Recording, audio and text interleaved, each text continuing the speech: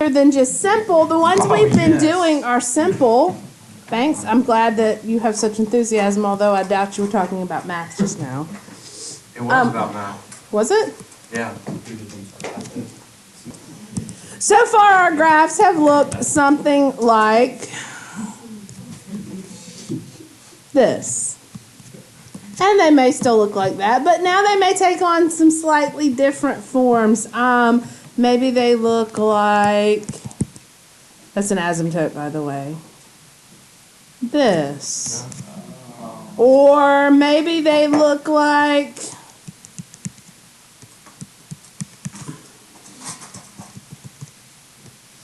I think I showed you this one before. This is one of my favorites. Or maybe they look like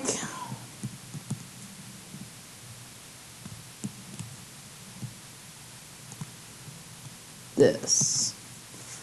Or maybe, that's pretty much, well, maybe that middle piece doesn't look so much like a parabola, but looks more,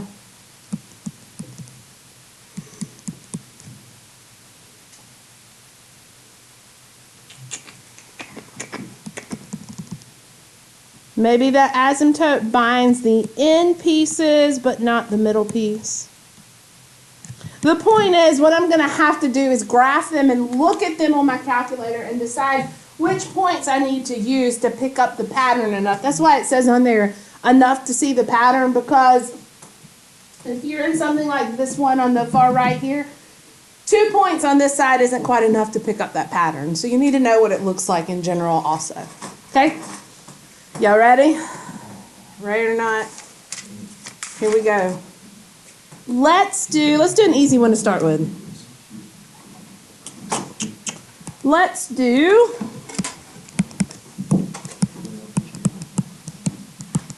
all right. Follow the steps, the flow chart. Remember, this is your handy dandy paper you don't want to lose because you can use it tomorrow. Oh, I lost mine. Thanks. For now. For now, I'll find it. I don't think I ever picked that up off the bed. Does x have an exponent in the top or bottom of the fraction? Yes or no? Yes. So this time I'm far right. So step 1. Again, just reading through. This time I'm going to find the x-intercepts. These get a little bit longer. There's more steps here. So the first thing that I want to do, x-intercepts. Set the numerator. The numerator is what? Top or bottom? Numerator is top. Top, see in parentheses it says top, equal to 0, and solve. Is 6 ever going to be 0? Is there anything you can plug in for x to make 6 be 0? No. 6 is 6. It's never going to be 0. So in this case, there are no x-intercepts. Okay, so if it's not true or you get an imaginary number, anything like that, then there are no x-intercepts. All right, step 2. Find and graph all vertical asymptotes. Vertical asymptotes. To do that, set the bottom equal to 0 and solve. What happens when I solve this for x?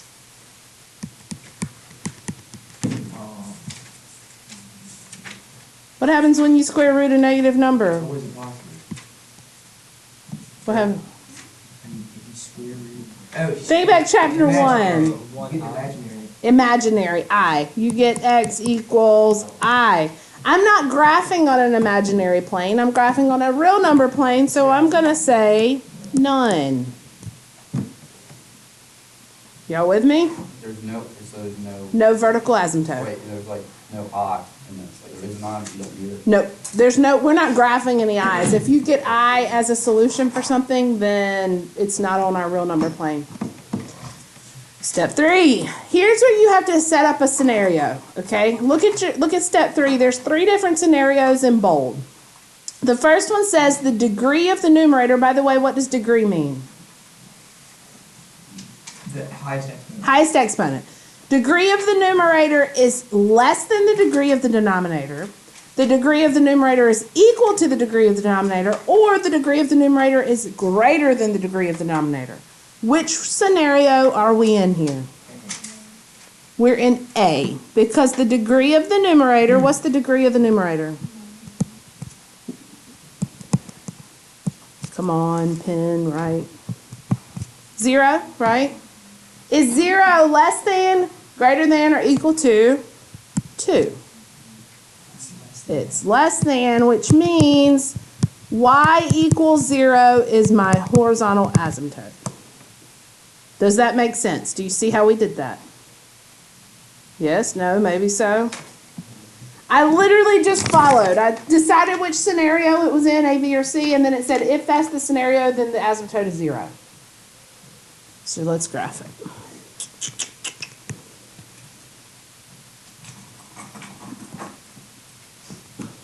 Here's my asymptote. We all good so far? Y'all got to talk to me. Yes. Okay. Step 4, make a T-chart. I need, and if you look, enough points to pick up the pattern. If there are vertical asymptotes, be sure you choose at least 2 points on either side of the asymptote. However, you may need more than 2 on either side. So, let's graph this first, let's look at it, and then decide what we need. How about that? Remember, enough to pick up the pattern.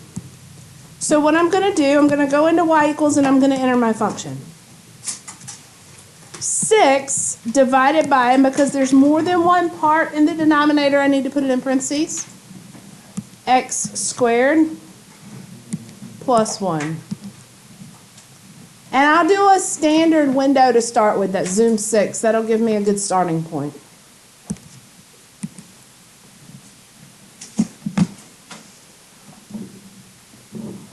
Well, look at there. I just, Tell me some good points that you think is enough that where I could plot and I could get a good picture of my graph. Looking at this graph, I'm talking about x's to plug in. You. There was some still there. What should I do? What should I do? -2, -1, 0. Same thing on the other sides. I think that's good. I think that'll do well.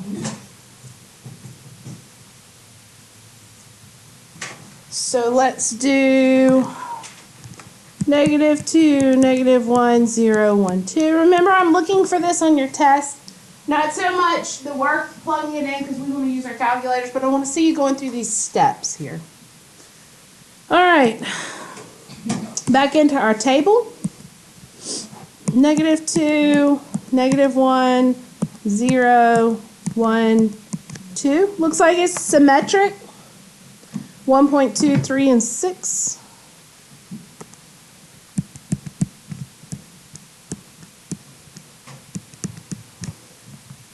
Y'all following me so far? It's not too hard, right? We're still following the steps through. These just look a little different. All right, -2.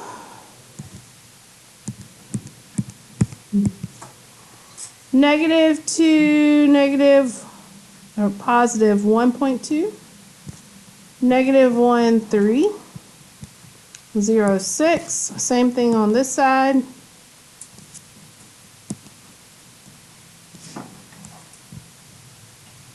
And I'm just going to kind of make it look like as close as I can to the graph that I saw on my calculator. Even though that's terribly connected there. Yes or no, what you think? Yes. How about domain? That's all. Might I ask? It's all of them. Yes, you might. Go ahead. Where did you get your x's from? I picked, whenever I looked at the graph here, So you plug it in and then you just guess where they come from. I looked at, I know I need to get this point here, because that's a high point.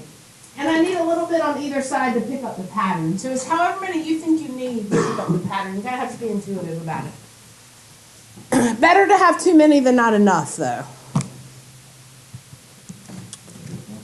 How about the range? 0 to 6. 0 gets a what? Parenthesis, because that's an asymptote. How about 6? A bracket, because there is a point on 6. So the graph never touches 0, but it does touch 6. Do you see the difference there? So my range is 0 to 6. Yes or no, what you think? Let's move scenarios then. Let's do, y'all sure you good on that one? Let's do this one. By the way, on some of these, as you're setting things equal to 0, you may actually have to factor and solve some of them. I know that's so exciting for y'all. Still in the right rectangle. First step is to find the what?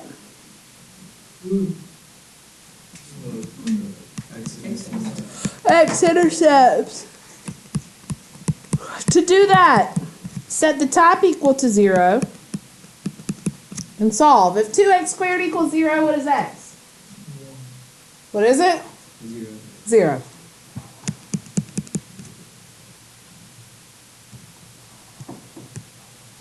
That means it crosses the x-axis at 0. That's one of my points already found for me. Step 2. Vertical asymptotes. How do I find the vertical asymptotes? The bottom to 0. If x squared minus 9 is 0, then x squared is positive 9. What is x? What is x? Or negative 3. Plus or minus 3. Ah, that's right. 1, 2, 3. You also could have factored that as a difference of two squares, x plus 3, x minus 3, and solved each one.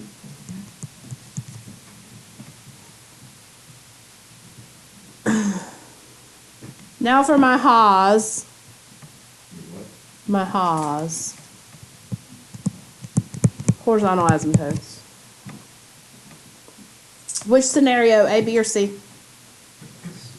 Compare the degree of the numerator to the degree of the denominator. Equal. They're the same. That is scenario B.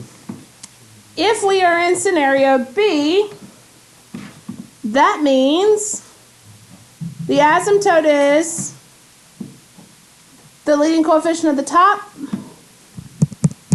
which is what?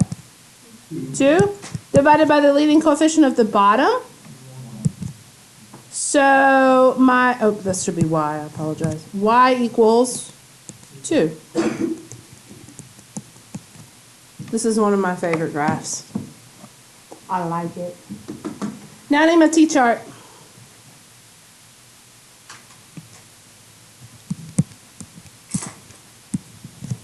On this one, I don't even have to graph now because I can kind of see what I need, and it may not be enough, but we'll try. 2 on either side of each asymptote. So if I got a 2 to the left, 2, 3, 4, 5, negative 5, negative 4. I don't need negative 3, but I do need negative 2, negative 1. Woo, this is a lot of points. 1, 2, and 4, 5. Wait, so how do you know how many points you need? You always need at least 2 on either side of every vertical asymptote. This is vertical, so 2 left and 2 right. You may need more. We're going to let that be a starting point to see if I have enough to pick up on the pattern. Okay. All right, let's plug it in. Y equals 2x squared, parentheses here, 2x squared, divided by X squared minus 9. And I'm going to graph it.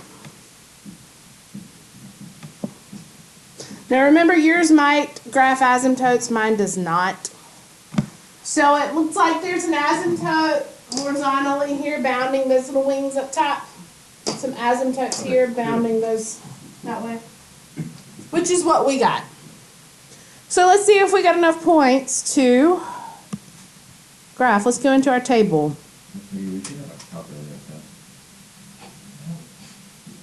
What do you mean? To show that we can do our functions calculator. That would be pretty hard. Oh, it would, still. Not like all the functions, but like if we could The functions you need to graph. Well, that's kind of tomorrow. No, but we should make that a test so I can take a picture. That's pretty good. Oh my gosh. Okay, what did I say? I lost my. -5, -4. You think you'd make 100? No. -2, -1. I don't have to do 0 because 0 was that intercept. I'm going to have to write these and then come back. 3.1, 4.6. This is probably going to take you the longest. 3.1, 4.6. Yeah, with that part. -1.6. Yes, -1/4. Then it starts repeating.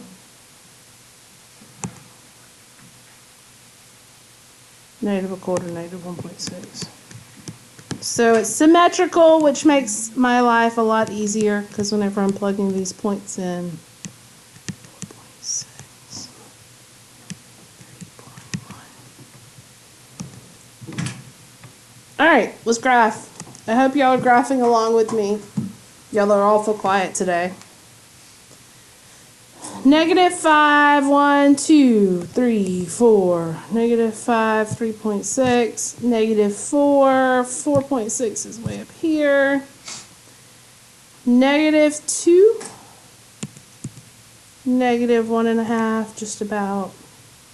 -1/4, -1/4. I'm symmetrical here, so that makes it a little easier. 4, 4.6. 5. Ooh, I need to go up higher with that.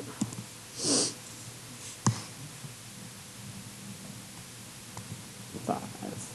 There we go. I think that's enough to pick up the pattern. What you think? I got a wing here that's hugging each asymptote. Same.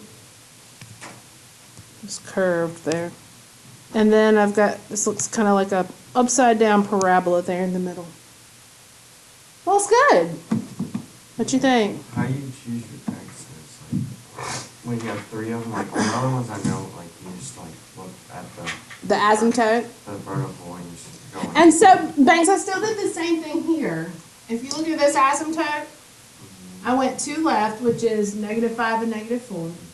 And then I went 2 right, which is -1, -2. Then I did the same thing when I got to this asymptote. Skip 0. Well, I already had 0 because that's what I found at number 1. That was my, yeah. And it may be that that's not enough. You may have to go back. Maybe that wasn't enough to pick up the pattern. Maybe I need to pick up -6 and -7 also. I mean, it's just, you have to kind of look at it and see what you need. But that's a good starting point. 2 on either side of each vertical asymptote. All right. What you think, domain? Mm-hmm. So you got -∞ to Domain, you said -∞ up to -3 to 3. And then 3 to infinity. Every asymptote causes a break in my domain or my range. Every vertical asymptote causes a break in the domain. So there's 2. So there's 2 breaks. And then every horizontal asymptote will cause a break in my range. This one's going to be a little bit different, though, because you have to be a little more conscientious when you write your range here. And I want you to look at it for a second and think about it. When I do range, I'm bottom up, right? -∞ 0 with a bracket. You're absolutely right, because we're not just going from asymptotes to asymptotes. We're looking at where the graph stops. The graph stops there. It's got all this dead space in between that I need to leave out of the range. So you're right, a bracket, and then I'm going to pick up at 2, but with a parenthesis because the graph is not actually at 2, and then it goes up to what? Infinity. Little bit harder there for the range. Does that make sense? You have to leave out. If there's no graph there, you must leave it out. Okay, so we're looking from the bottom up for the range and from left to right for the domain. Everybody okay? Speak now, forever hold your peace. One more scenario and I'll be done with you. Let's do this one. This is one of my favorites too. I know I keep saying that. I like the ones that make us do a lot of algebraic stuff to get to where we need to be. I know y'all don't.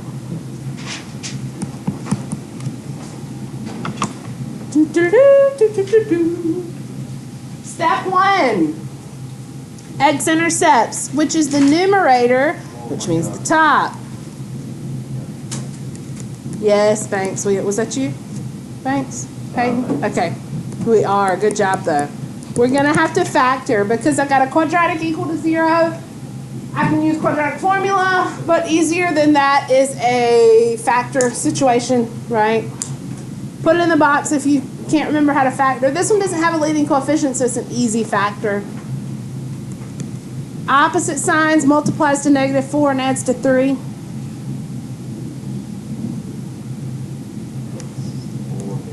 Four and -1. I was waiting on you. So what are my X-intercepts?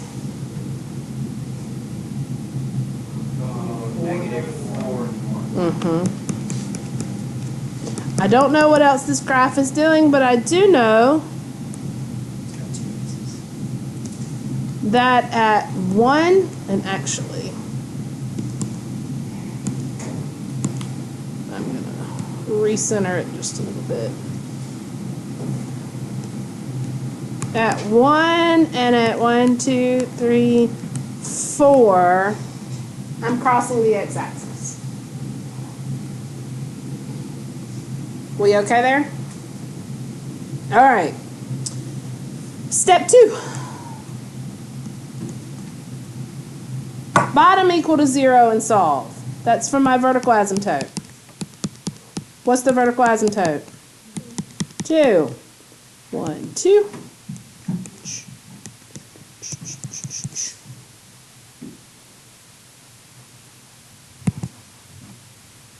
Step 3. Which scenario, A, B, or C? C. Horizontal asymptotes. If the degree of the numerator is bigger than the degree of the denominator, then no horizontal asymptotes. Nice. None. Which leads me to my T-chart, which is going to be slightly more involved than my other T-charts so far. Reason being, you'll see when you graph it. When I graph this, see, what do I have? X squared plus 3x minus 4 divided by x minus 2.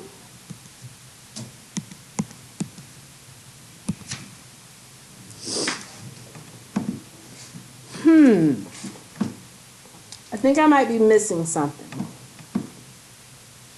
Remember I showed you a bunch of different scenarios on what the graphs might look like? It looks here like I'm missing something. To check and see, let me see if I go over to maybe 5. It looks like there should be something there. So if I put in a 5, oh, it's up at 12. So I need to see more up. So I'm going to go into my window just like we adjusted before. I'm going to take that y up to maybe 25.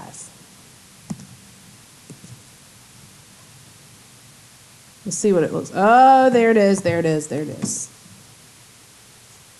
I need to enough to pick up this pattern. I have the 1 and the 4, and it looks like it maxes out somewhere in between. So maybe if I pick that many points on this one also. So 1, so I think I'm gonna do 0, -1, -2, and -3.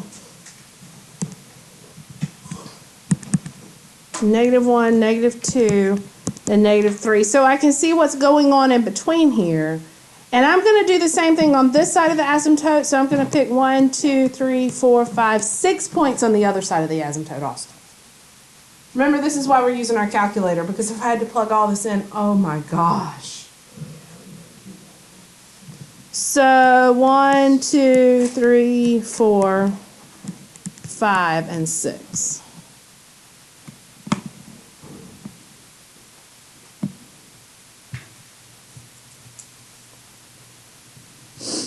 Let's see what happens. It is a lot.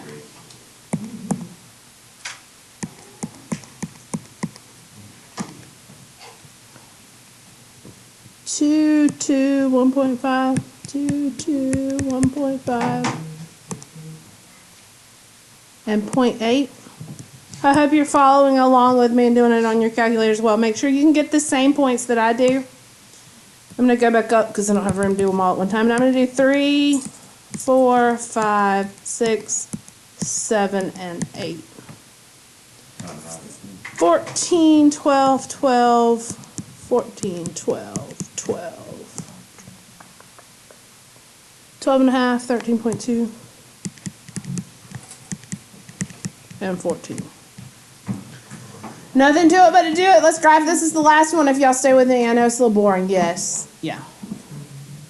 0, 2, -1, 2. So it looks like it's probably going to max out right there between the two. -2, 1.5, -3.8. So it looks like this side is doing something like this.